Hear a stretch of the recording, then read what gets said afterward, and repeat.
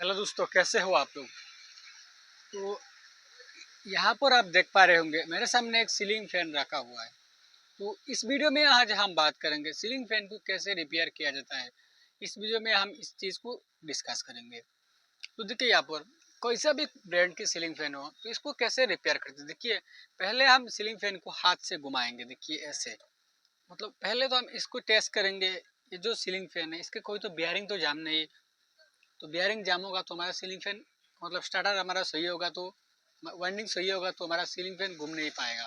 तो पहले हम हाथ से ऐसे घुमा के टेस्ट करेंगे तो मतलब हमारा बियरिंग सही है।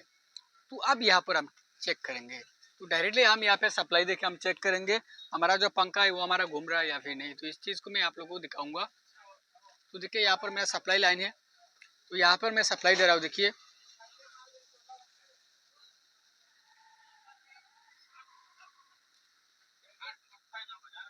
तो देखिए यहाँ पर हमारा जो सीलिंग फैन है वो हमारा मतलब स्लो, देखिए ऐसे हमारा घूमने की दिशा में, लेकिन यहाँ पर घूम नहीं रहा है। देखिए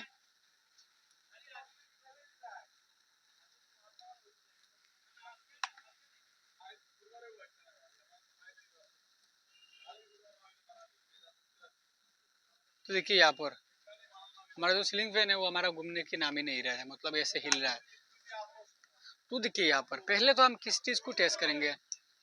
तो इसे में जो हमारा जो मेन बेसिक प्रॉब्लम हुआ, देखिए यहाँ पर तो हम पहले इस चीज़ को हम यहाँ पे टेस्ट कर लेंगे। कोई तो हमारा यहाँ पर जो वाइंडिंग है वो हमारा खराब तो नहीं। तो देखिए यहाँ पर हम पहले इसका जो यहाँ पर जो कनेक्शन लगा होता है, इन कनेक्शन से हम यहाँ पे कनेक्शन को यहाँ पे निकालेंगे। देखिए अब यहाँ पर हमारा जो कनेक्शन बचा है, देखिए यहाँ पर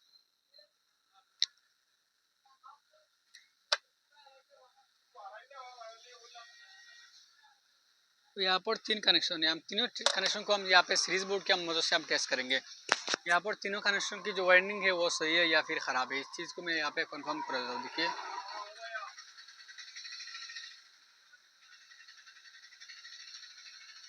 तो ये वाला लाइन सही है, ये भी सही है।